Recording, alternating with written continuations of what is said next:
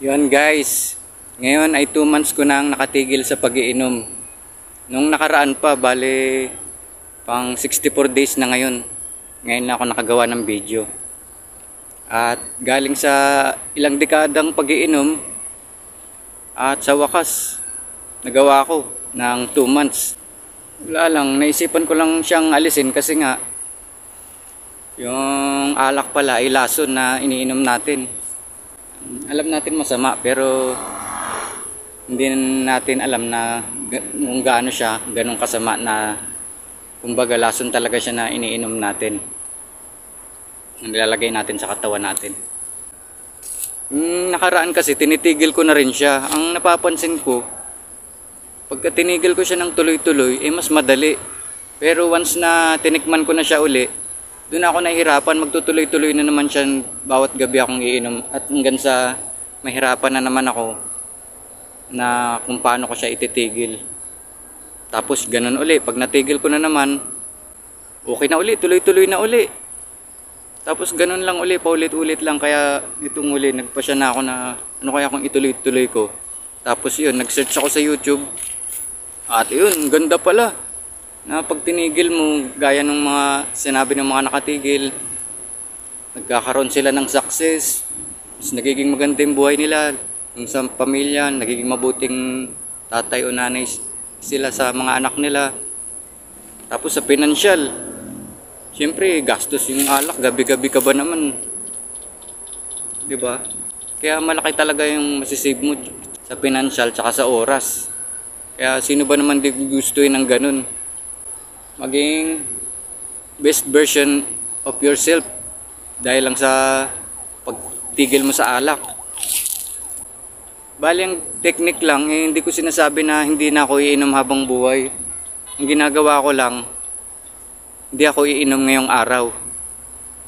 Diba? Nahahak mo yung isip mo, kumbaga yung utak mo, nauutakan mo siya eh. Kasi hindi ka iinom ngayong araw. Tapos kinabukasan, sasabihin mo na naman, hindi ako iinom ngayong araw. Di kinabukasan uli, ganun uli. Di araw-araw yun, di nauutakan mo siya hanggang sa ilang araw na dumaan, nagiging mas madali na sa'yo. Sa umpisa lang kasi mahirapan yan eh. Kaya pwede mo rin gawin siguro yun kung sa gusto mo rin itigil yung pag-iyosi. Ganun, para mas madali. Yun lang. Basta, yun lang, nalilimutan ko kasi iba akong sasabihin eh. Basta yung, yun lang. Para sa ngayon, 2 months na akong nakatigil at masaya. Wala nang hangover, tapos makatulog ka ng maayos. Baliktad pala, kaya kasi dati, kaya ayaw kong itigil dahil di ako makatulog. Pero baliktad pala, pero pag natigil mo na siya, mga ilang araw lang, ganda ng tulog mo. Mas maganda na tulog, yung talagang tinatawag na lang kumpleto na tulog. Tapos wala ka ng hangover. Wala ka ng anxious o yung anxiety. Yung lungkot paggising mo. Pagka tinigil mo, yun, mawawala yun. Tapos wala na yung sa akin kasi nagba-blackout ako eh. Yung bigla na lang tulog. Hindi ko na alam nangyari. Yung best nangyari sa akin yun, kaya ayoko na. Tsaka yung ayaw ko din doon, yung kinabukasan, pagising mo, meron ka tuloy naiisip na ano ba yung nasabi ko, nagawa ko kasi nga naba-blackout ka eh. Kaya yun, wala rin. Kaya, tsaka sa ano rin, lahat nangyayari, aksidente, kadalasan dyan merong kasamang alcohol. May away, may patayan. Kung di man nakainom yung tumira, nakainom din yung kaaway. Lagi siyang kasama. Kaya yun ang isa sa may iwasan kung ititigil ko yung alak, di ba? Tapos mahilig pa ako magmotor. Kaya yun lang, siguro sa sunod gagawa na lang uli ako. Yun lang sa ngayon. 2 months na gawa ko na makatigil. Yes! Di ba? Kasi yung iba akala nila puro na lang ako alak.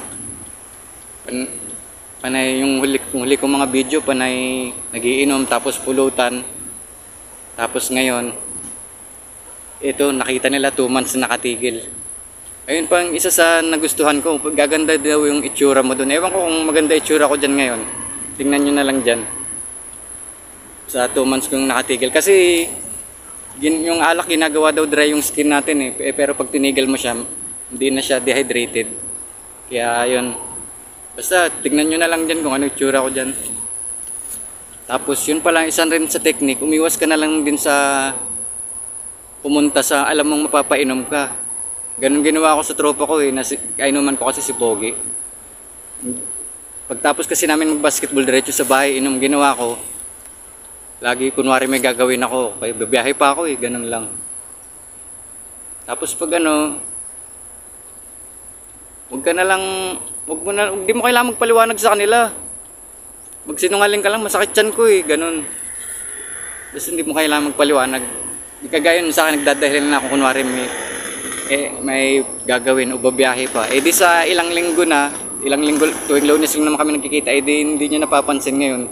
2 buwan na pala ako hindi nagiinom. Kaya yun, pwede mo rin gawing technique yun. Yun lang, hindi mo kung alam mo magiinom, yung pupuntahan mo, mapapainom ka lang din, huwag ka nang pumunta. Diba, habang sa tumitigil ka pa lang, tsaka na lang pagka hindi naman sa ayaw mo sila maging tropa, pero ganun na rin yun. Kung gusto mo tumigil, ikaw na bahala. Sige, yun na lang, susunod na lang uli. Wala pa akong maiisip, nakakalimutan ko yung sasabihin ko